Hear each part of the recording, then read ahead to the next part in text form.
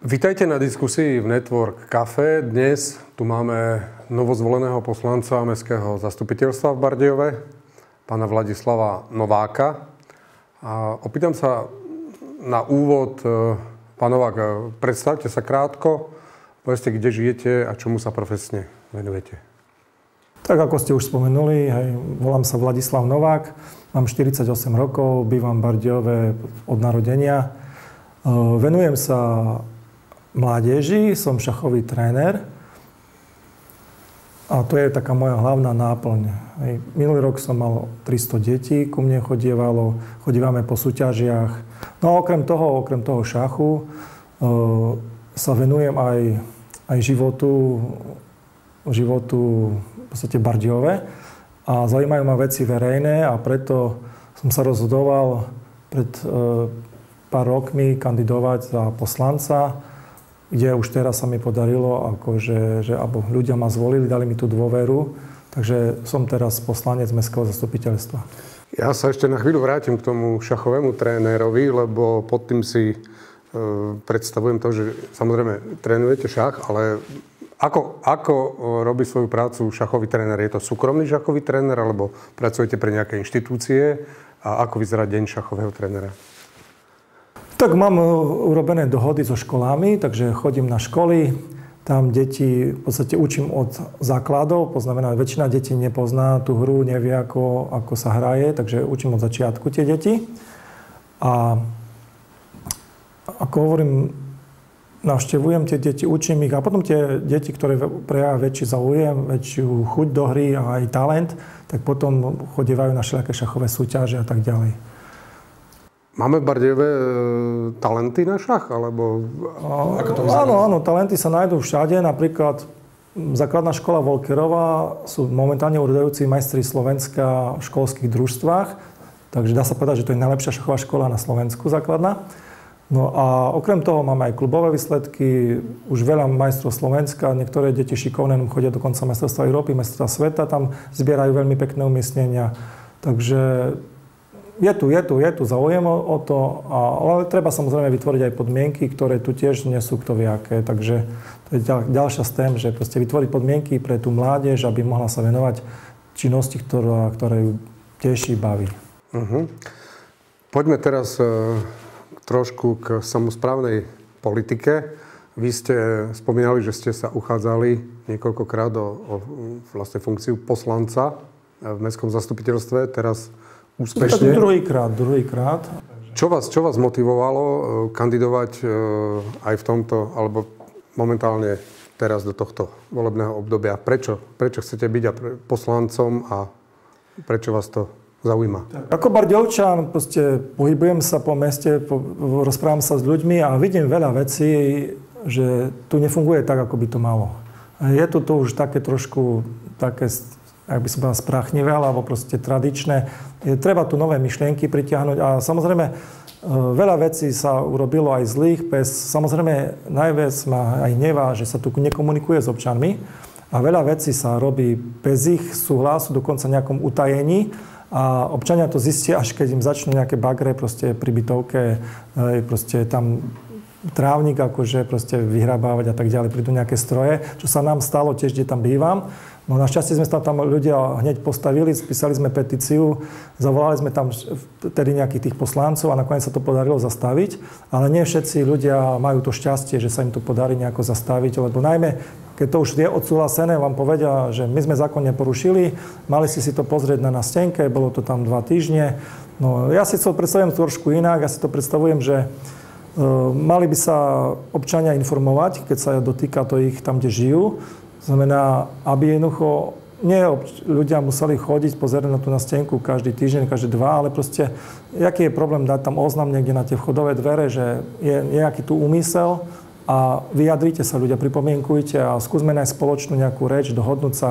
Takže veľa tých vecí zlých chcem jednoducho, aby sa to už nedialo. Hej? Proste, naozaj ja chcem tak, že by bola tá samospráva otvorená a komunikovala s občanmi, aby jednoducho sa tu robili veci pre ľudí, hej? A nie proti ľuďom. Hej? Takže to je tak hlavne nejaké motto. Tie bagre už sa stávajú takým nejakým povestným, bizarným symbolom toho Bardejova, lebo mali sme tu v diskusii kolegu vášho poslanca Dominika Fotu a tiež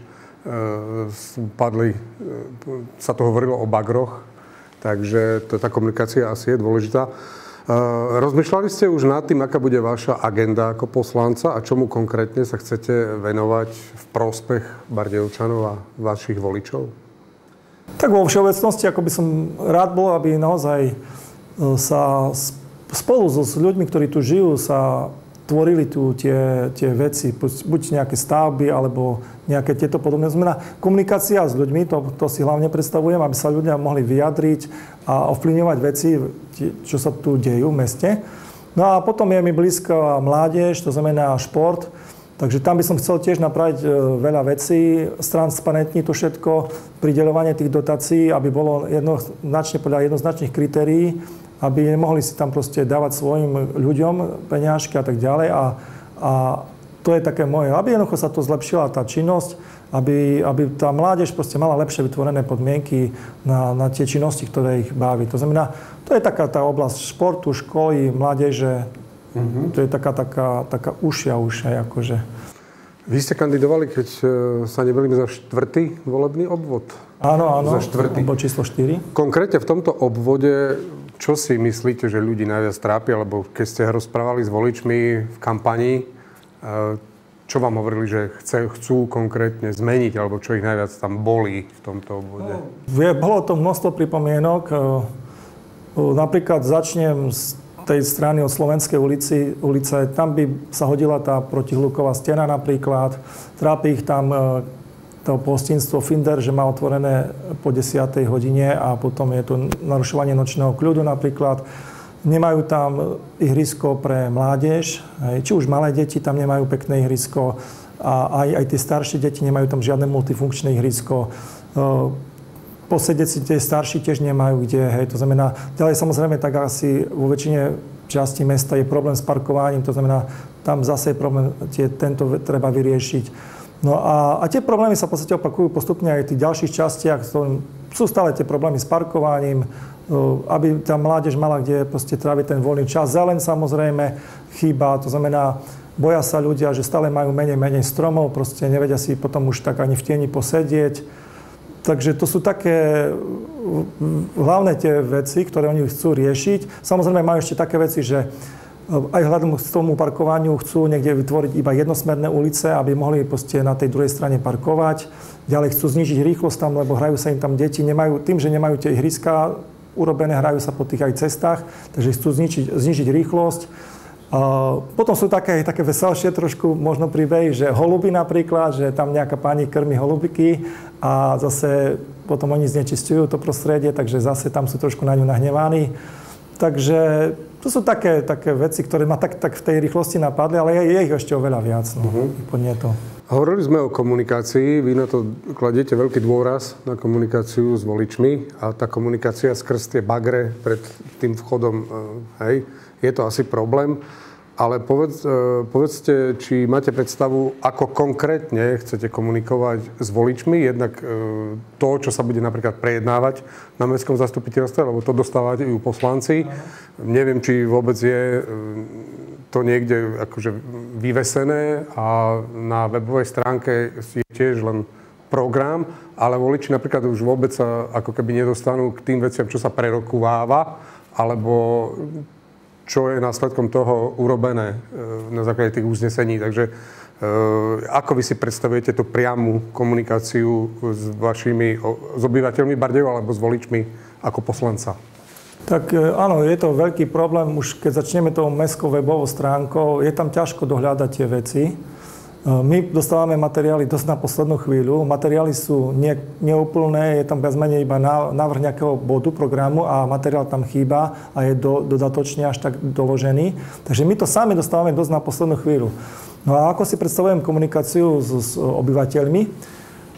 Samozrejme, jedna vec sú tie sociálne siete, dajme tomu pre tú mladšiu a strednú generáciu. To znamená, ja som na nej aktívny, mám založené nejaké tie stránky, ale chcem ešte špeciálne založiť Facebookovú skupinu pre ľudí z môjho obvodu, poprípade aj širšieho okolia, kde budem proste zverejňovať všetky tie informácie, tie materiály, ktoré dostanem, aby sa mohli ľudia k ním pripomienkovať.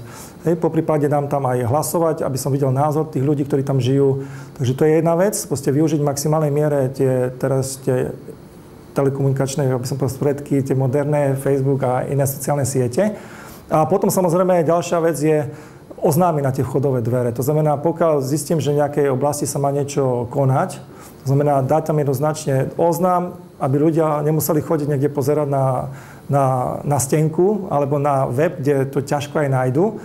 A jednoducho, aby to mali na dverách napísané, že proste tuto mesto plánuje niečo proste postaviť alebo niečo realizovať. To znamená, a zase zvolať nejakú schôdzu dôverníkov a tak ďalej, proste, aby sa ľudia mohli k tomu vyjadriť.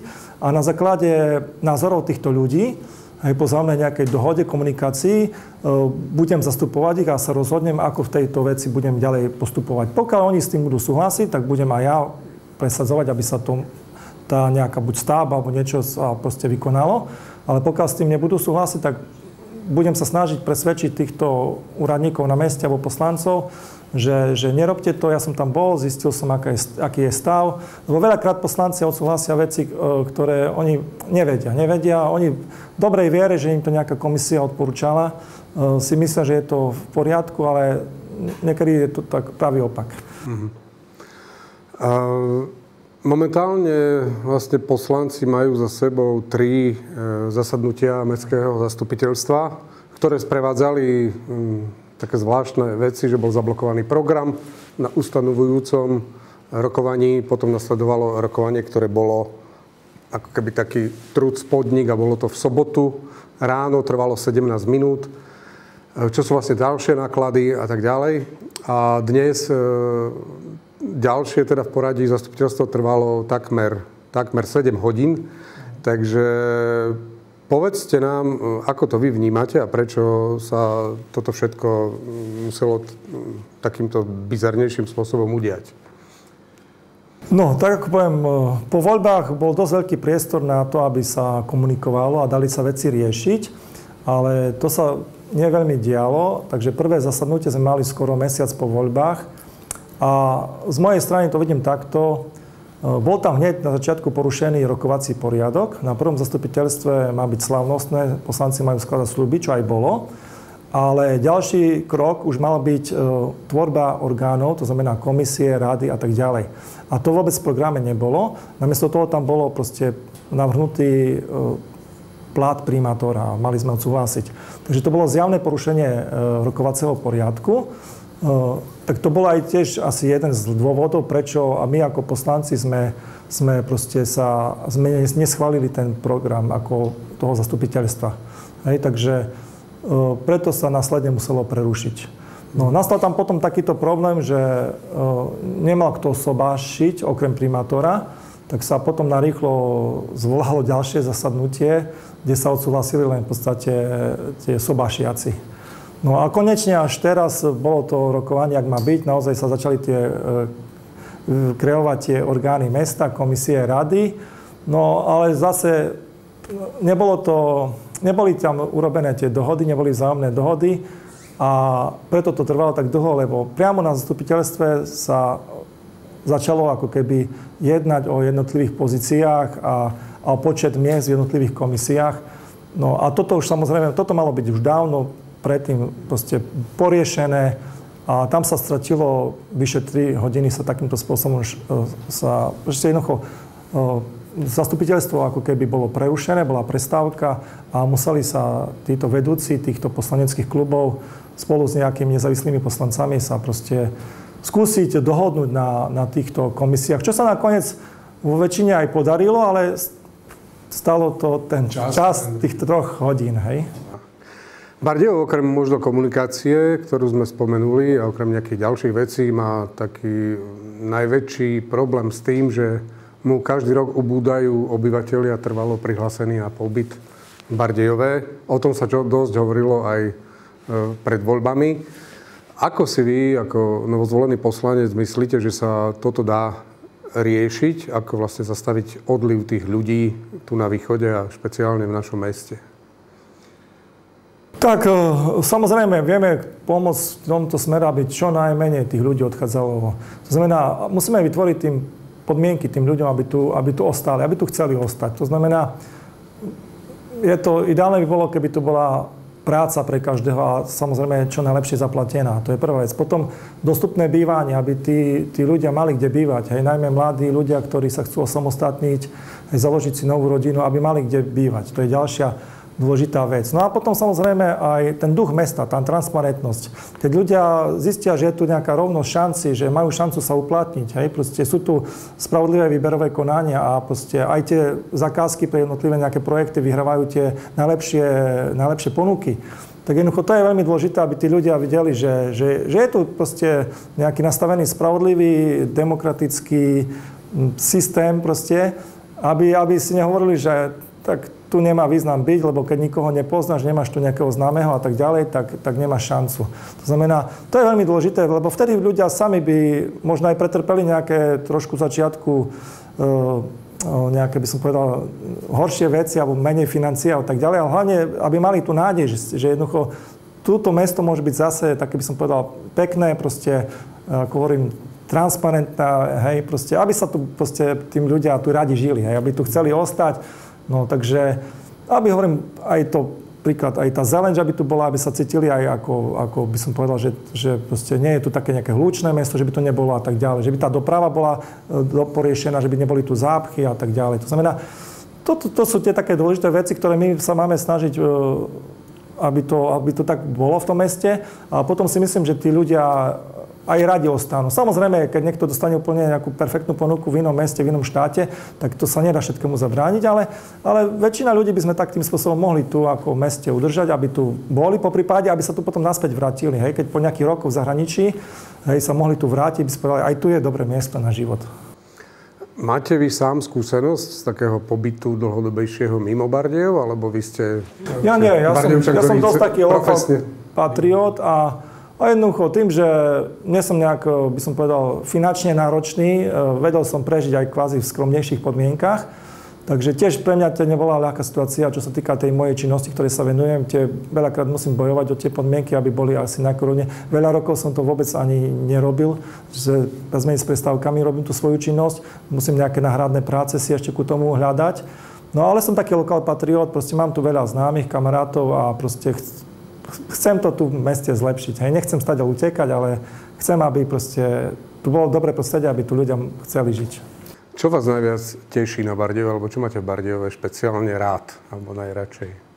Špeciálne rád, tak hovorím, rád si idem na námestie, posedím si, máme celkom také námestie, i keď trošku mi vadí, že tam dosť veľa aut chodí, radšej by som mám rád takú kľudnú nejakú zónu, takže rád idem do parku, stretávam sa tam s ľuďmi, s rodičmi, hej, deti sa hrajú napríklad tie detské ihriska a rád si aj zašportujem, takže alebo po prípade vyberie sa človek trošku ďalej od Bardejova do nejakej tej prírody a tak ďalej, trošku si vyjde, takže to sú také moje činnosti, ktorým sa tak tu najviac venujem, hej, a ako hovorím, nie som nejak veľmi náročný človek, nepotrebujem nejakú špičkovú, tu by som povedal, kultúru, že by som proste povedal, že tu musí byť nejaké super divadlo, alebo že tu by sme mali mať nejakú vrcholový totálne šport, že by som bol veľký fanúšik, že musí tu byť prvá liga futbal, alebo hokej, alebo niečo také.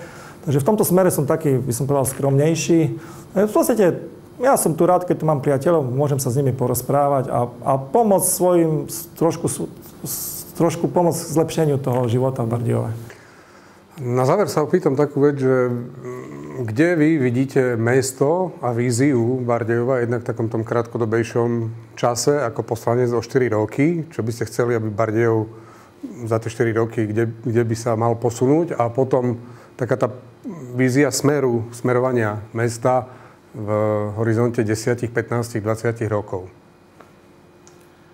Tak, môj názor je taký, že aby som už mesto veľmi, ako by som povedal, nezahusťoval, hej, lebo potom sú tie veľké problémy, že není kde parkovať, chýba nám tu potom zeleň, lebo to je všetko na úkor týchto vecí.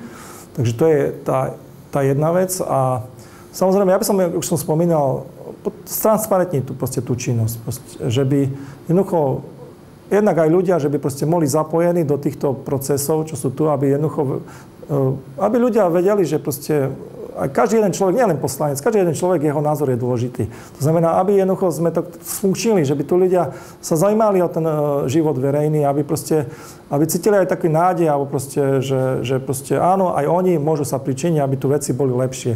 Takže tak by som tieto veci chcel zlepšiť, čo sa týka transparentnosti, aby ľudia sa zapojili a aby tí šikovní ľudia naozaj prospech mesta akože pracovali a zapájali sa. Takže, a to je taká tá vízia moja, že skúsiť tieto veci napraviť tie zlé veci, ktoré sú tu nejaké zlé nastavenia, nejaké či už samosprávy a tak ďalej, aby sa jednoducho tieto veci nastavili lepšie a čo by bolo potom podnet pre tých ľudí, aby sa zapájali do toho diania v meste. A tak spoločne vytvorili ten lepší Bardejov. No, takže pán Vladislav Novák, ďakujeme, že ste prišli do tejto diskusie a za rozhovor. A prajeme vám teda v tej poslaneckej práci veľa aktivity, úspechov a šťastnú ruku pri stlačaní hlasovacieho zariadenia. Ďakujem, budem sa snažiť nesklamať dôveru voličov.